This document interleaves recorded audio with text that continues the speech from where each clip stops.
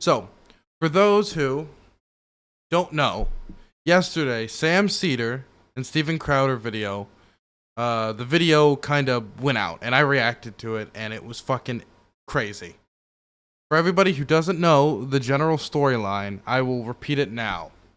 So, what happened was that Steven Crowder, 3 years ago, was supposed to go and debate Sam Seder at Politicon. He basically rejected it. Said, no, look, I'm going to pull out last second. Sam Seder had a call with Politicon staff, and Politicon staff said, basically, him and his team, aka his father, pulled out last second. The term they used was cold feet. And that's why when people originally started calling Steven Crowder Cold Feet Crowder. Then, time passes. Sam Seder is given the offer to go on the Gavin McInnes show. Sam Seder's not that interested. Then, Gavin McInnes offers to get Steven Crowder on to debate him. Sam Seder's obviously interested then, and he's going to go on. He's willing to go on to a hostile platform. I mean, it's Gavin McInnes. He founded the Proud Boys. He's not going to like Sam Seder. To go debate somebody he's also very, I guess, hostile with politically. Steven Crowder turned that down. Then, and Gavin McInnes said this, and Gavin McInnes does not like Sam Seder and has no reason to lie. Then, years later, Steven Crowder and H3H3 are in a little scuffle over masks and the CDC. I don't really want to expand on that anymore. It's not important to the story. Anyway, Steven Crowder does a big public challenge to debate H3H3. In the original video H3H3 released responding to it, his co-host said, "Hey Crowder, debate Sam Seder." And the reason why is that's become a meme after a while because, he seems to keep ducking Sam Seder at every opportunity. What we don't know happened at that point is that Steven Crowder started monitoring Sam Seder's show. And so when H3H3 and Steven Crowder finally set up a date to debate, Sam Seder talked to H3H3 after H3H3 invited him on, and he was going to jump in and surprise Steven Crowder and finally get that debate.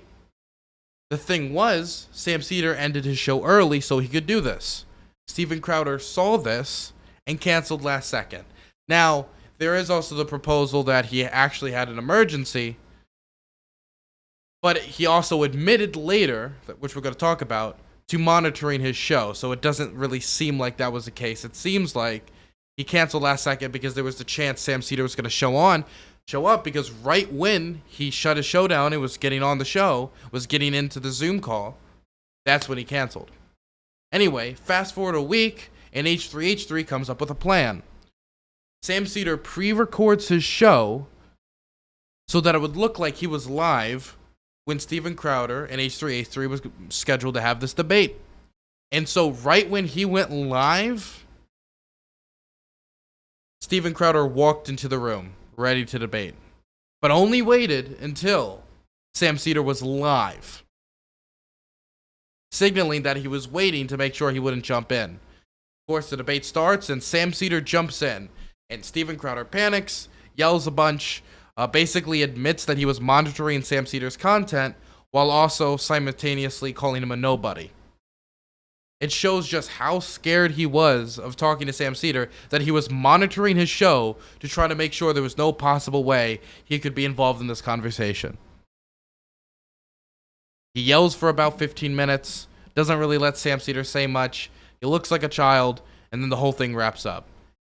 That is the story up to this point. Since then, the entire online right has been in cope and seethe mode. And there's been a lot of interesting articles put out. So, Ben Shapiro's Daily Wire has released an opinion piece talking about how Steven Crowder showed why we shouldn't engage with debate me bros. Now, to be clear,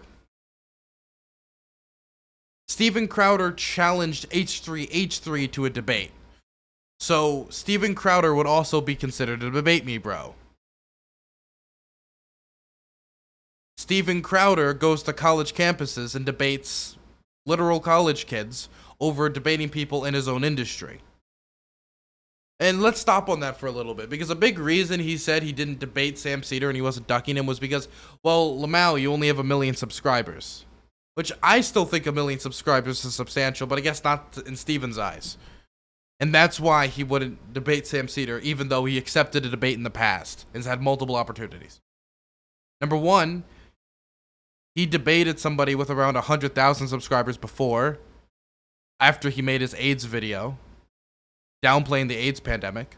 That's a whole other story. And number two, he goes to college campuses and debates literal nobodies when it comes to our sphere all the time. That's in fact one of the whole change my mind thing, is how he got popular. Now you could say, well, that isn't a debate. Yes, it is. Yes, it is. It is a debate. He goes there, college kids walk up to him and argue with him. Crowds gather. These crowds are not gathering to watch an intellectual discussion of two people who just slightly disagree. Sometimes that happens, but a lot of these turns into debates. And that's what people are watching these videos for. And again, Steven Crowder challenged H3H3 for a debate. So if it's not a debate me bro thing, I mean, he is a debate me bro. He is a classic debate me bro. By the way, this is Ben Shapiro's Daily Wire. Didn't Ben Shapiro challenge Alexandria Ocasio-Cortez to a debate after no semblance of interest from AOC whatsoever to debate Ben Shapiro? Doesn't Ben Shapiro also do the whole college campus thing? Going to random college campuses, challenging random people to walk up and disagree with him and get involved in debates? Hasn't he gone to things like Politicon and IRO live debates before and done this whole shtick? So this is hypocritical in multiple ways. Number one, Steven Crowder's a debate me bro, so saying that he should engage with debate me bros when he is one is hilarious. And number two, this is Ben Shapiro's Daily Wire, and Ben Shapiro has challenged AOC and many others to debates and is engaged in debates and does the whole college campus thing as well. The problem is, the whole debate me bro thing, I can understand how the whole requests for debate thing can get annoying, but Steven Crowder and Ben Shapiro have both done that. So that's not anything that they can really argue or complain about. And it seems that now that they're in the hot seat, now that they're engaging with people that they, a little uncomfortable with engaging with, because I guess in Steven Crowder's case, Daddy doesn't want him to engage with him after he pulled out of Politicon. Now it's debate me, bro. Oh, now that you want to engage with me, now it's debate me. When I engage with college students or challenge AOC or do any of these other stuff, that's not debate me, bro. But you publicly challenging me after I pulled out of a debate, that's debate me, bro. It's just bizarre to me. Just completely bizarre. But it wasn't just Ben Shapiro's Daily Wire and Steven Crowder that ended up looking silly. It was also Tim Pool. Tim Pool has been going at it since this, just saying how H3H3 is a coward, or H3H3 is this, and Sam Seder is this, and Sam Seder is that. And listen to this. Sam Seder publicly accepted my open invite for the left personalities to come on my show. We would cover all the costs. Now, Tim Pool and Steven Crowder have both said on their platforms on multiple occasions how difficult it is to get left-wing guests. And every time they say that, a cavalcade of left-wing voices will stand up and say, hey, can we come on? And then, of course, it'll be radio silence. The problem isn't that they don't want left-wing guests. The problem is they want Joe Bidens. They want AOCs. They want the top stars. And the top stars are not interested. They're not interested whatsoever. Why would they be? And so what ends up happening is the people standing up are people like me, people like, say, Destiny or Vosh, or just people on the internet that they're not interested in. So it's not that they can't get left-wing hosts on the program, is that they just want to bring on Joe Biden onto their podcast, and Joe Biden's too busy like passing stimulus bills or I don't know, like getting confused in an attic somewhere, right? He then privately DM'd me saying he wouldn't actually come on and then use it to generate content for his YouTube channel. He is a liar and a coward. Sam Seder, according to Tim Pool, is a coward. A coward who would never engage with Tim Pool, would never go back in the marketplace of ideas because he's scared of engaging with him, even though he engaged with Steven Crowder. There is a publicly available video from not even 2 years ago where Tim Pool and and Sam Seder went head to head and debated. It's publicly available. In fact, I have the video ready to watch today. I wanted to watch it with you guys to see some other Sam Seder performances. And Sam Seder did very, very, very well here. So it's not like, and this didn't take a lot of digging to find either. This isn't like well hidden. So it's not like Sam Seder is scared of engaging Tim Pool. In fact, Sam Seder engaged with Tim Pool when it was less financially beneficial and Tim Pool had a smaller audience. So it's not that he's scared of Tim Pool. He did this over video call. It might be that he doesn't want to fly out to Maryland. It might be a lot of things, but it certainly isn't that he's scared or a coward of some sort. He engaged with him when it was less beneficial to him. It would be more beneficial for him now, yet he's not engaging with them. So there must be another factor involved. It isn't that Sam Seder is a coward. It wouldn't make any sense. But I guess it's easy to just portray him as such because right now Crowder looks like the coward, so they're trying to divert. Besides that, I looked more into this. We talked about this on stream, not directly related, but it has to do with the union protests. So this is an old video. So I have a million different criticisms of Steven Crowder, but this is one of the older ones. So back in like 2011, Steven Crowder was at a union protest and was basically lambasting all these union workers. And eventually, he shoves down a union worker. Now, the video he uploaded on his channel where it says, "Union thug assaults me," he deceptively edits out, but not very well, him pushing the guy to the ground before the union worker gets up and then clocks him. Like, really hits him. And Steven Crowder apparently has no training whatsoever in to defend himself because he just curls up. He almost went in fetal position. But he gets clocked. And we looked into it, and we did find out that the charges were never really substantial, and that the prosecutor found that the person who punched him acted in self-defense, as well as the obviously deceptively edited video. Completely unrelated, but I haven't seen Steven Crowder this hurt since him getting punched in the face by a union worker. It's just so hard to get left-wing guests on your show. That's just a reality. That's a quote from 2 years ago before the Sam Seder incident. I'm going to play this footage real quick of Sam Seder challenging him multiple times. And I'll be right back. I need to get something from the front door of my house. And I do like to think that, I mean, it's really hard to get leftist guests on our show. That's just a reality. We try and book them. Crowder doesn't think there's a rape culture. I usually do try and get into an engagement of ideas. Steven Crowder, so interesting. You know, now that we're talking about Steven Crowder, 3 or 4 months ago, I was invited to Politicon. When they asked me if I would come, I said, yeah, I will, if I can debate someone. Now, of course, I threw out Dave Rubin, and I was told that he's not coming. Competition would start kicking in. And so I said, Crowder, and the people were like, great. And it all looked good. And I was told that Steven Crowder literally stopped responding to their emails. Pretty sure the quote was, somebody got cold feet. Steven Crowder, I am issuing you a challenge to debate. I will host you on any time, any platform, any way to debate. Really, the question... now, to be clear, this is the debate me bro that they were angry at was Sam Seder. This is the exact same thing that Steven Crowder did to H3H3. So nobody can complain about debate me bros and how terrible and how uncouth they were to Steven Crowder when he literally did the same exact thing. Crowder should ask his Alexa is, do I have the fortitude to debate Sam Seder? No, you are not courageous enough to face a middle-aged Jew who likes facts and figures. You are a coward. Steven, I know you are watching or hearing this, and everybody else I've said this a million times, but just hearing Michael Brooks talk, man, Michael Brooks is up there laughing his ass off right now. He is in heaven right now laughing his ass off.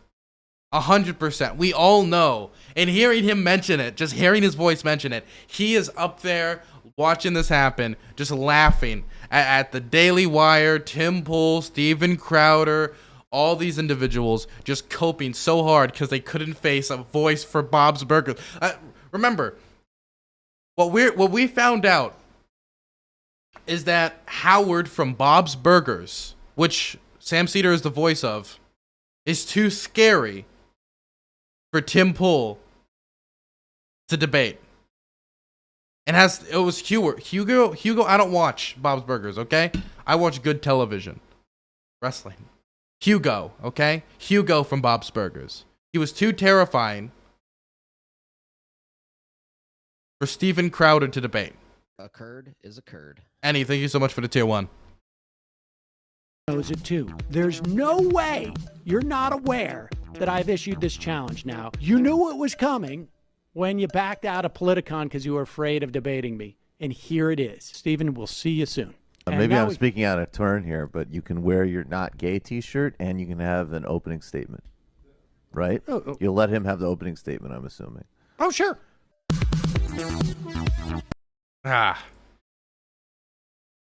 Good stuff, man. Good stuff. The memes have been the best part of all of this. There's just so much. There's so much good stuff. Look, I'm interested now. I'm wondering if we could get Steven Crowder on Hippy Dippy. Now, I'm gonna make a public request to Steven Crowder. You can come on Hippy Dippy, and we all promise to dress up like college students. Every single guest will dress up as a college student, so you feel safe while on Hippy Dippy. Every single one of us. I'll wear one of those spinny caps. You know those caps with like the little spinny part at the head, little spinny rainbow hats. I'll wear one of those. I'll wear the Socialism is for F slurs shirt, but I'll wear it unironically for you. It'll be great. It'll be wonderful. I'll have a book bag on. It'll be a wonderful engagement. Everybody will enjoy it. Great role play. Just excellent role play. Oh, also, it was in Forbes.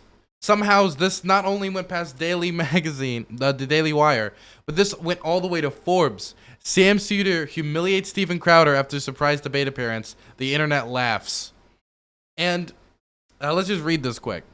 YouTube provocateur Steven Crowder has been humiliating after fleeing a surprise debate with political commentator Sam Seder on H3 podcast with Ethan Klein.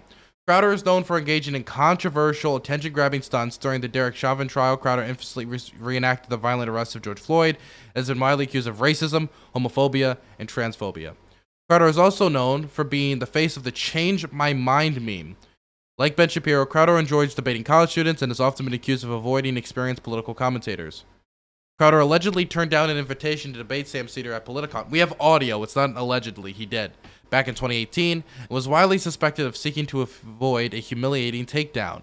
It's not hard to see why, as YouTube debate culture is known for its focus on ritualistic humiliation as opposed to a thoughtful exchange of ideas. For example, political commentator Tim Pool became a walking punchline after repeatedly referencing the plot lines of Marvel movies during a debate with Sam Seder. Wait, that's another thing. Oh yeah, that's a different debate. This is the debate. The last time Sam Seder and Tim Pool debated, like I was talking about, I forgot. Tim Pool just couldn't stop referencing Marvel movies, and he just looked embarrassing. Oh yeah, and he was like, well, in this way, like, wouldn't you say that your guy is like Thanos? And then Sam Seder was it's like, I don't care about these movies. I do not care. And we actually have to watch this now. We have to go back and rewatch it. It's not hard to see why, Hence, Crowder's reluctance to debate Seder is somewhat understandable. Nobody wants their poorly thought-out replies immortalized on the internet. But despite Crowder's hesitation, Seder managed to ambush Crowder after Ethan Klein brought on Seder onto the podcast without telling Crowder. Now, look who's featured in the article. Isn't that cool? I'm featured in a Forbes article. Huh. That is pretty neato, isn't it? That is pretty neato. Okay, one second. My drinks just got here. I'll be right back, guys. I gotta zoom, okay? Give me a second. I'll put on some Alex Jones music, okay? I'll be right back. System, the company store, the paradigm of absolute control. And that's why we're just out here doing simple things, pointing out that we're meant to be in nature and be natural. And this is where we find the source that God made to transcend the New World Order. And that's why they want to try to keep us out of it. I'm angry. I've had enough of these people. They're a bunch of Christian murderers, scum. They're on giant death factories, keeping babies alive and selling their body parts. What more do you need to know about these people? I go out and face these scum. They literally crawl out from under rocks. They have green looking skin and they run around screaming, we love Satan, we wanna eat babies. I have them on video. Hillary's in the creepy weird sick stuff, man. She sleeps in the same room with that creepy weird. Okay, so I'm a little peeved, okay? I order from 7-Eleven on DoorDash with the only thing I wanted was a Slurpee. That's all I wanted, really. That's the whole reason I ordered from 7-Eleven. I ordered a few other drinks because, like, I could not justify the cost of transportation without more. And I did, and this is all they gave me. They just gave me a Slurpee straw with no Slurpee. Why would you just give me a Slurpee straw and no Slurpee?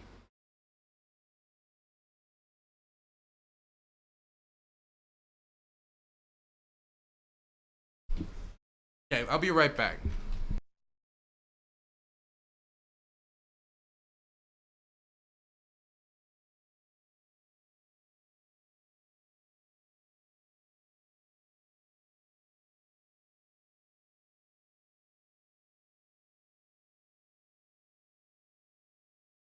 They just came back to my door. I was like, oops. I was like, I was so fucking peeved. I was like, why the fuck would they come back? They just come back. I yell, and my door is kind of broken, so I know people can hear me. So 100%, I know she was walking up to the door, and all she could hear was, why the fuck would they give me a Slurpee straw and no Slurpee? And then she came back and gave me the fucking Slurpee. She thought she was going to get away with taking my Slurpee. She thought she was going to be able to steal my Slurpee. Nah, man. I ordered specifically for one reason and one reason only, and that's because I wanted a Slurpee, okay? The driver watches. Maybe the driver does watch DylanBurnsTV. That would explain a lot. She fucking heard me. Be like, where the fuck is my Slurpee? Oh, blue raspberry's the flavor. I like pina colada, but it's not an option on DoorDash for some reason. Anyway.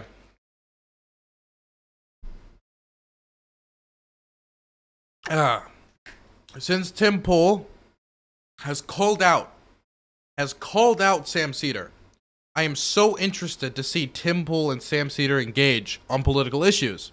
So I dug up the footage, which again is not even 2 years old. So the idea that Sam Seder's a coward here is completely false. But I gotta see this. I gotta engage with this.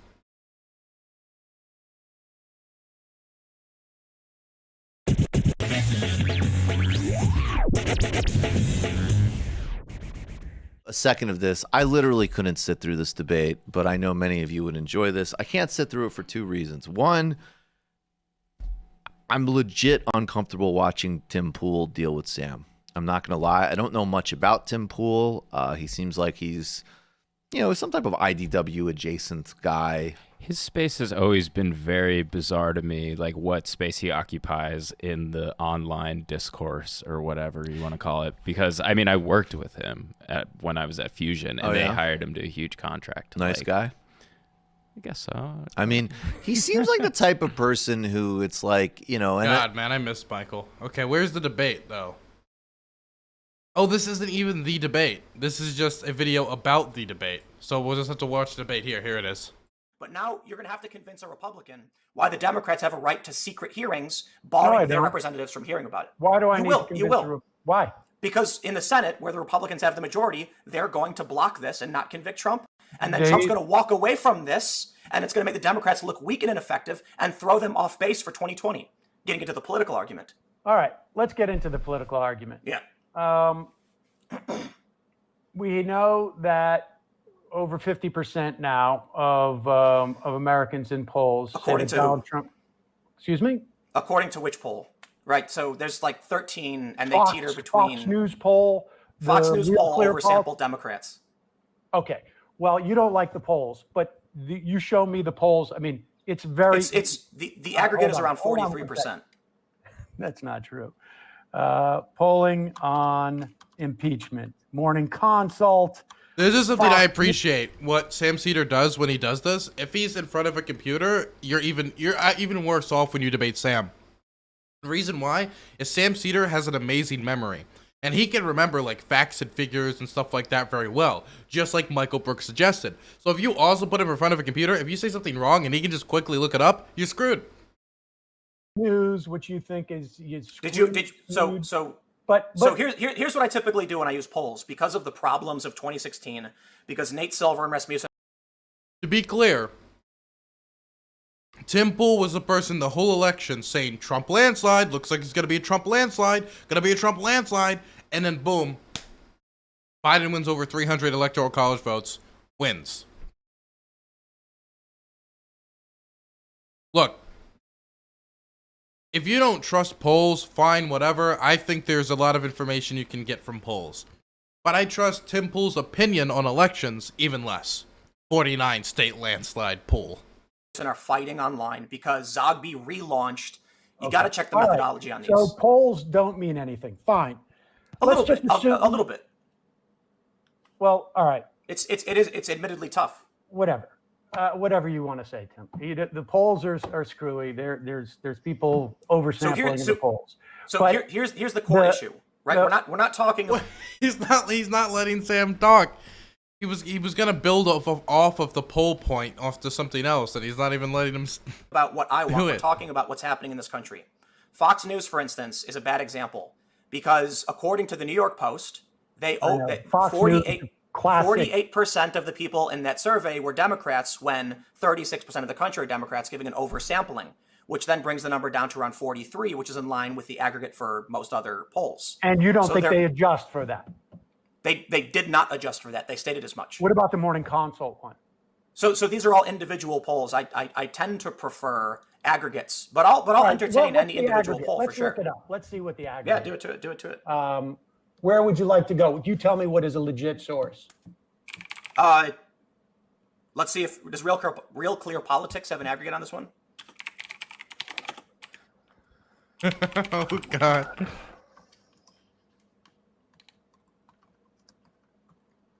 So it's the average is 52%. Okay, so it's actually 2 points higher than I thought it was. Right. My only concern is God, man. Oh man, Sam Seder is terrified to go back on Tim Pool's podcast. He is terrified. He is a coward and a liar. Remember, guys, he is a coward, according to Tim Pool. That's why you need to take the time to do these things when you have these conversations. Don't just brush past stuff like this. Okay, wait a second, Tim. Let me go now, all right? Because we just did your little thing here where we unskewed the polls, and we found that the majority of Americans do want him impeached.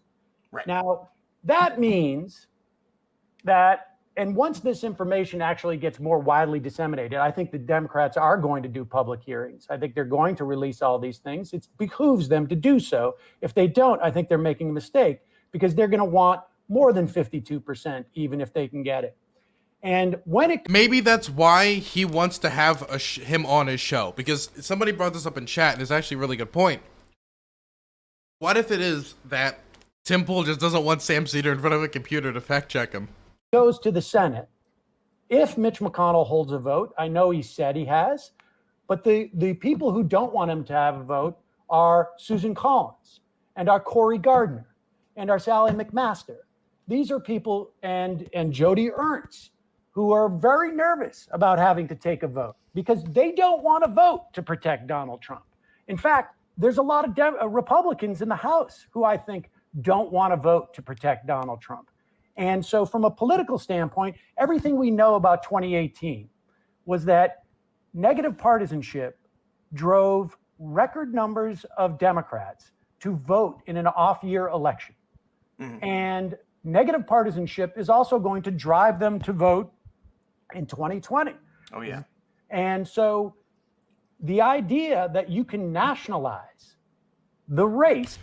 I'm definitely not joking, though. You can see it in the Vosh and Destiny segments. Tim uses his newer platform to very much allow himself access to outside resources, but not his guests. You know what Sam would do if he actually agreed? Tim Pool would say something, be like, I don't think that's right. And then you would see Sam Seder take out his phone, and then you would just see his beanie just gets drenched in sweat. Just start sweating. In Senate races and in congressional races, by having every Democrat running against a Republican say, did you vote to protect Donald Trump, who has, as you know, I think you'll acknowledge, very bad favorability ratings. And for Trump? Yes. According to the New York Times, his favorability is up since the time he was elected. He is still underwater in favorability ratings. But higher than when he got elected. Great. He is still underwater in favorability ratings. If you get elected with a favorability rating of 38%, then you move it to 40%. That's not woohoo, look at me, we're going to the moon. That could be number one within the margin of error, or number two, you're still underwater. So the majority of Americans still don't like you. So you're going to have the opportunity for every Senate candidate and every House candidate say you voted to protect Donald Trump, when 52% of the aggregate polling at this point, and we're only 2 weeks into this. Wow. Right? It's gone up significantly. If one of my family members were racist, would you support sending them to jail or ruin their lives? What? That is a ridiculous question to ask, but the answer is no. I wouldn't send them to jail. You can't go to jail for being racist, and I wouldn't try to ruin their lives. I would just hope they wouldn't be racist. And I know what it's like to have racist family members. I've had them before. The main one I'm thinking of died like a few years ago, though. Even amongst Republicans, has it gone? Trump's favorability went down by about 4 points on January 4th, but till today, this time is way off. What is this? I'm sorry, never mind. Continue. Oh my God, this hurts. This is painful, man. This is painful. This is painful, man. Remember what Tim Pool said. What was it that Tim Pool said? He called him, let's go exactly back to the quote. A liar and a coward. What does he have to be scared of here? What is he scared of? RCP gave me the wrong information. Anyways, so I'm sorry. Just the way that Sam said, just the way that Sam said, anyways, oh my God, man. Oh, this time is way off. What is this? I'm sorry, never mind. Continue. RCP gave me the wrong information. Anyways, so I think there's a lot of reason to believe that this is going to be very helpful for people running against Republican incumbents. Because the support of Trump or the opposition too. Susan Collins is going to be in a very difficult position. Jody Ernst is going to be in a very difficult position. Sam is also, somebody just brought it up, Sam is also being really nice. He could easily this whole time just be rubbing Tim Pool's nose in it. But he's politely curb stomping him. So I'm thinking more and more about the Steven Crowder statement about his low viewers and low subscribers. It makes sense from a strategic point of view why they wouldn't debate Sam. Because Sam does have 1 million subscribers, and these guys are in millions of subscribers. It's very low risk it's very high risk with low reward debating Sam. Because if you debate him, the best thing you're going to do is maybe make it a wash. Maybe you do decent against him, but you're not going to get a lot out of it. But if you look miserable, which is high likelihood, then you just look like a clown. It's low risk. I mean, it's high risk, low reward. So there is actual like reason. This is why I don't think like Steven Crowder wanted to engage with Sam, because most likely it would have been an engagement like this. That's why she came out. And that's why the whole time when they were engaging, he just yelled and insulted him. Said that there should be, full disclosure by the White House, because she's nervous, and she has reason to be nervous. And I think so. That's the argument for its political efficacy. And the idea that the country could get more polarized is absurd, Tim. The country is extremely polarized. It is not coming together, and that's just the way it is. It's not happening. So, did you see the NRCC polls they released, a week or so ago? The NRCC? They're still on the polls, man. Republican Campaign Committee. Have I seen the Republican polls? No, I have not. So they're alleging quite the opposite, that in their target districts and battleground districts, 2/3 of people believe the Democrats are, I don't want to put words in their mouth, but obsessed with Trump and impeachment and not focusing on core issues. You're telling me that you're unskewing Fox News polls, but you're telling me that we should have a conversation based upon the internal polling of the Republican apparatus to get themselves reelected? Yes, because the Fox News poll was specifically called out in the New York Times and Fox News. You just told me that the RCP average was 52%. I know, and I agreed. It was a good source. You know what? So I'm not asking you about the NRCC because I'm saying they're true. Tom I'm asking you about it to get your opinion on what you think about their polling. I think that I would not go by what the DCCC says is going to happen in these districts or the Republicans. I wouldn't go by either one of those. Okay. I think that their job is to put the best spin on this possible.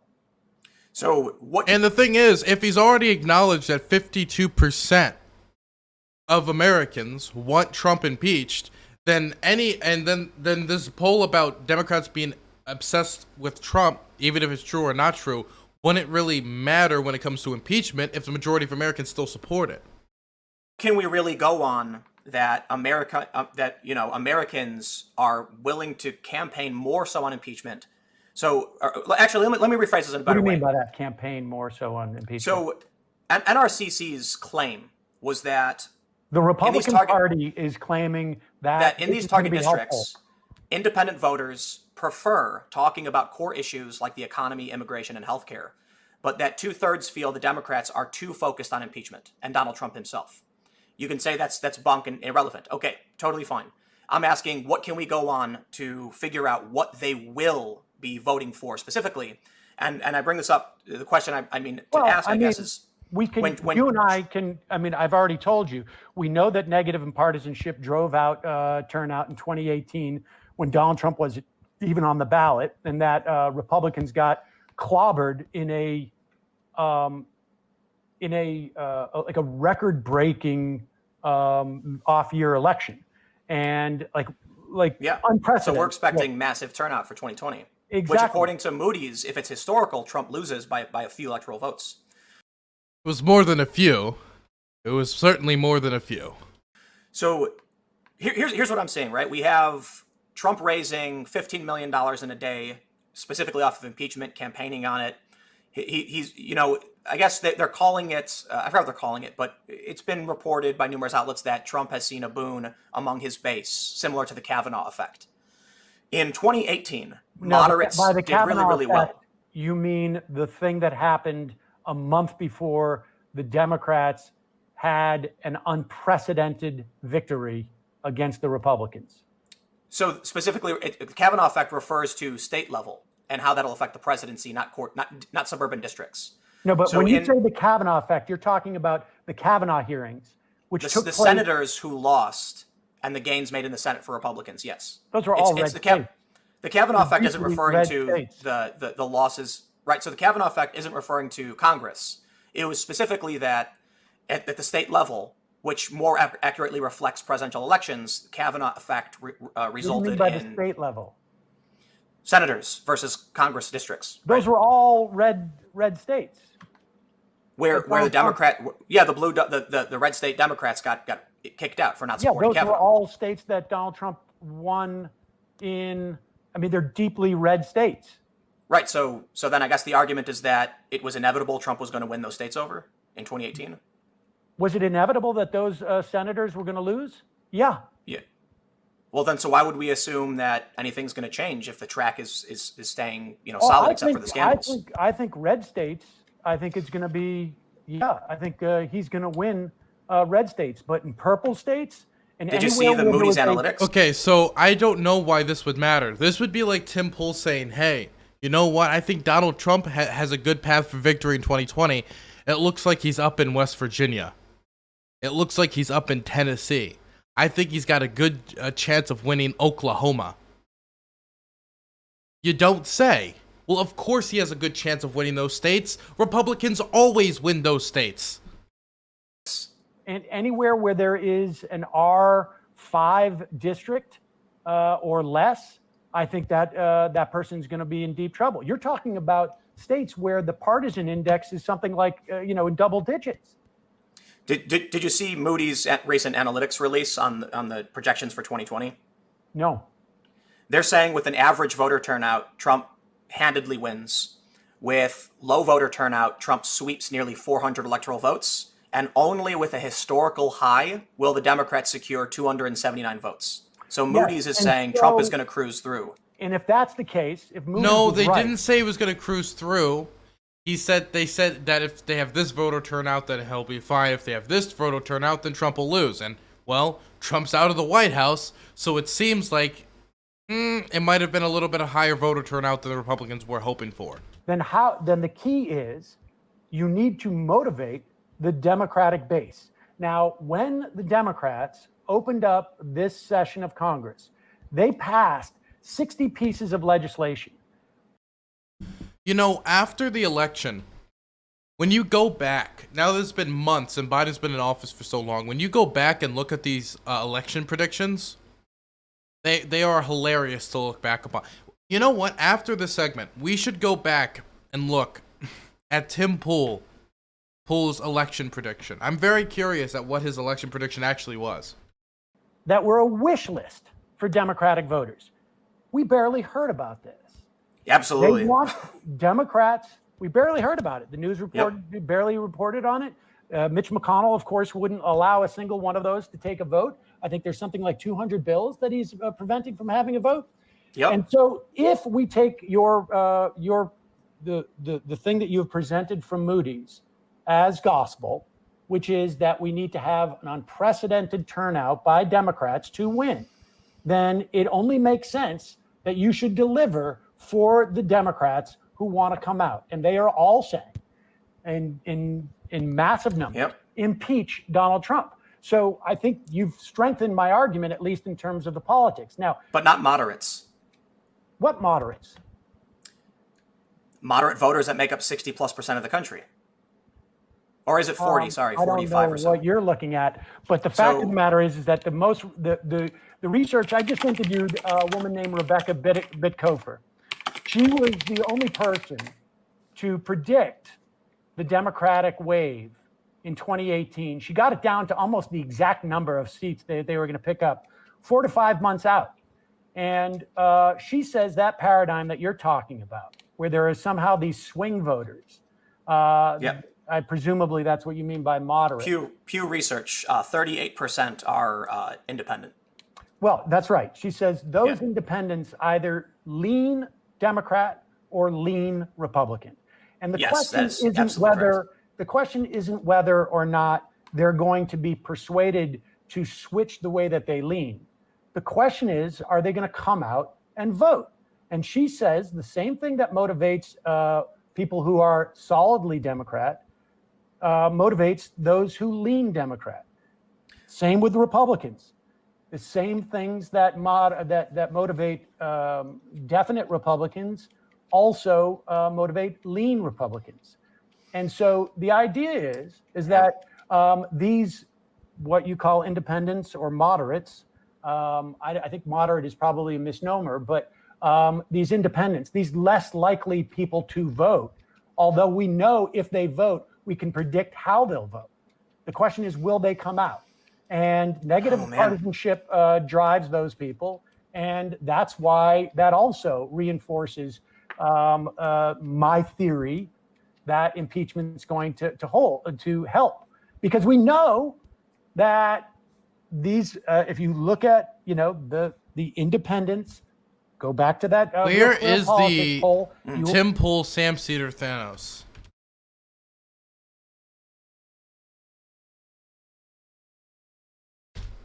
Thanos. Where is it? Is this it? Online Discord. But like, and makes me less concentration. All right, pause it. So Just licking big, just. I would vote for someone who is going to create less concentration. All right, pause it. So you're I'm sorry. 8. Okay. create less. 10. Now, I understand why people find this particular thought experiment to be off-putting. I would vote for someone who is going to create less concentration camps. So why is that such a controversial position, by the way? I will vote for less concentration camps if we can't get rid of all of them right now. It seems like a very obvious position to take. So you're willing to put your weight behind somebody who's going to make concentration camps? No, I'm not willing to put. I'm willing to put my weight behind diminishing the number of concentration camps. I think that before you go, it's a really great point that I think may separate. It's utilitarianism versus deontologism. That you're quantifying versus I'm not. You see what I'm not saying you're wrong. I'm saying your philosophical standard is the minimization of harm, and mine is more about the individual is the small. You know what I mean? Like, yeah. I'm curious about the second part of that. You said, you know what I mean, because I really don't. Oh, Mine is so about there's minimizing two harm. the and two yours philosophies is about feeling violating the ethics of an individual is violating ethics regardless, and yours is minimization of harm is better. So utilitarian versus deontological. From my standpoint, committing one unethical act is a violation of principle and ethics that can't be crossed. But I will admit, there's not like a hard line. It's you know.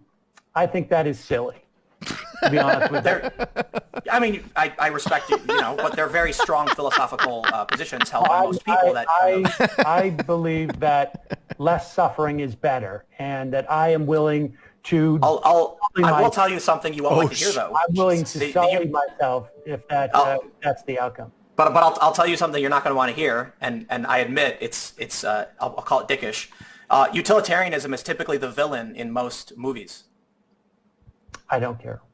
Yeah. So for instance, like Thanos was utilitarian, and Captain America was deontological.